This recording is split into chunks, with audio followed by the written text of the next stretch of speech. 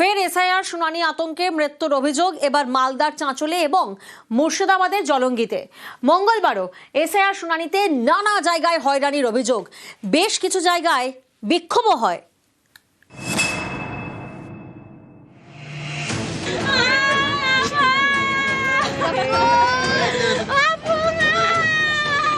মালদার চাঁচলের বাসিন্দা জলিল আলী। মঙ্গলবার সকালে তার মৃত্যু হয়। পরিবারের দাবি তাদের সকলকে শুনানির নোটিশ দেওয়া হয়েছে, সেই আতঙ্কে বৃদ্ধের মৃত্যু বলে দাবি। মায়ের, আমার বাবার আর আমার তিনজনের হিয়ারিং এসছে, তো বাবা ওগুলো শুনে আতঙ্কিত হয়ে গেছে, টেনশনের কারণে তাই ইলেকশনের কমিশন এরা হবে।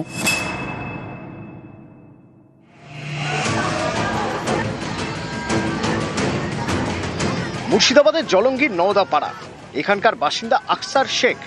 মঙ্গলবার সকালে তার হার্ট অ্যাটাক হয়, হাসপাতালে নিয়ে যাওয়ার পথে মারা যান। পরিবারের দাবি 27 জানুয়ারি শুনানিতে ডাকা হয়েছে, সেই আতঙ্কেই মৃত্যু। আমার ছেলে হচ্ছে 4টি, সব ছেলের কাগজ উল্টো পাল্টা হয়ে গেছে, সব নিয়ে আসেন নিয়ে চলে গেছে, ভাই চলে গেছে। রাত দিন 24 ঘন্টা ভাই আমার চিন্তাতেই থাকতো। হ্যাঁ, নোটিশ পাওয়ার পর থেকে এইসব ঘটনা।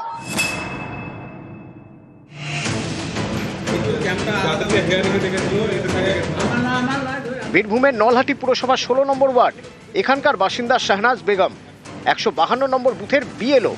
পরিবারের দাবি তিনি নার্ভের সমস্যায় ভুগছেন, তার উপর কাজের চাপ। এর ছেড়ে মঙ্গলবার কাজে বেরিয়ে অসুস্থ হয়ে পড়েন। নার্ভে প্রবলেম আসলে, আর সত্ত্বেও বিদ্যুৎ সাহেবকে বারবার যাওয়া সত্ত্বেও চেঞ্জ করেন, তুমি ডেইলি 50 টাকা পাঠালে আসতে হবে না, যে এসে ওখানে একটু চিৎকার করাতেই হবে।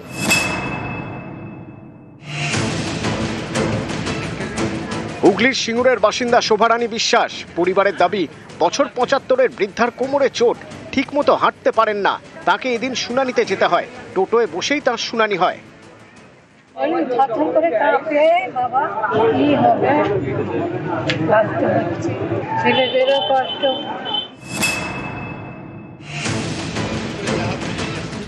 মুর্শিদাবাদেরই রানীনগরের শুনানিতে গিয়ে হাত ভাঙল বৃদ্ধার।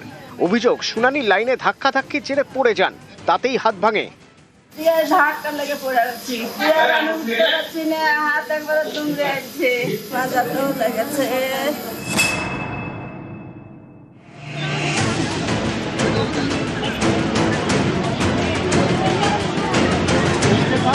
এই টেনশনে সবকিছু কিছু বোঝা যাচ্ছে না, এমনি কাগজ যাওয়ার পর থেকেই এরকম টেনশন চলছে।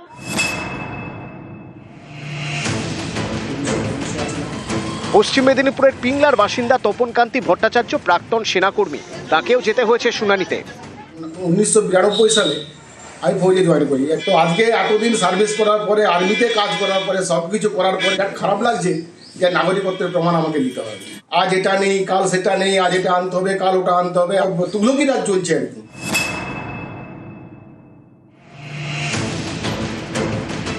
কাজল শেখ বীরভূম জেলা পরিষদের সভাধিপতি, তার মা সাকেদা বিবি, বয়স 90, তাকেও 24 জানুয়ারি ডাকা হয়েছে শুনানিতে।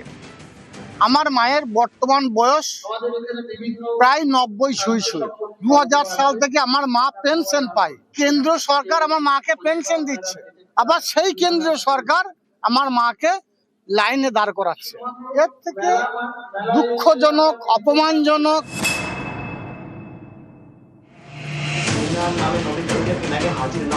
আরামবাগের মায়াপুর পঞ্চায়েত এলাকার শেখ লপাড়া স্থানীয়দের দাবি এখানকার প্রায় 350 জন শুনানির নোটিশ পেয়েছেন। এর মধ্যে বেশিরভাগই পরিযায়ী শ্রমিক, কেউ থাকেন মুম্বাইয়ে, কেউ দেশের বাইরে। দিয়ে ফিরে আসছে, তারা কি করে আসবে? তারা তো বাইরে কাজ করছে, সেই ম্যাডামের কাছে কাজ করছে। ম্যাডামের আবার কাগজ লিখে দিয়ে পাঠালে প্যাডেতে একটা যায়, সেইটা আবার অনলাইনে পাঠাবে, দিয়ে দিব। উত্তর 24 পরগনার সন্দেশখালী 1 নম্বর ব্লকের বিডিও অফিসে চলছে এসআইআর শুনানি।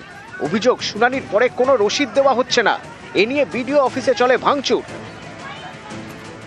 যারা হিয়ারিং এসেছিল তাদের মধ্যেই কোনো দুষ্কৃতী মনোভাবাপন্ন মানুষ হিয়ারিংয়ের সময় ভাঙচুর করেছে। আমার টেবিল থেকে শুরু করে আমার অফিসের কম্পিউটার, আমাদের হিয়ারিং অফিসার, আমারই নিজস্ব হিয়ারিং ছিল, মেডিকেল অবজারভার ছিল, তাদেরকেও থ্রেট করা হয়েছে।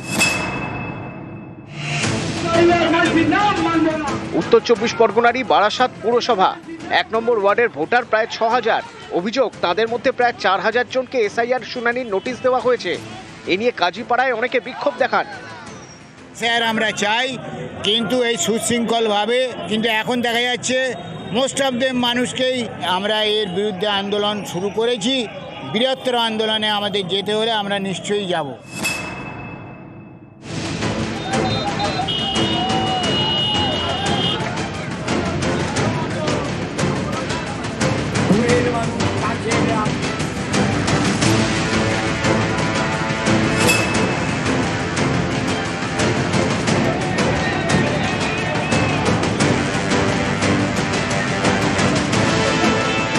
এই যে নাম হিয়ারিংয়ে একজনের একাধিক ভার এসেছে, গিয়ে নিজেদের হিয়ারিংয়ে পার্টিসিপেট করেছে, কিন্তু তারপরেও তাদের আবার নতুন করে লিস্টে নাম এসেছে।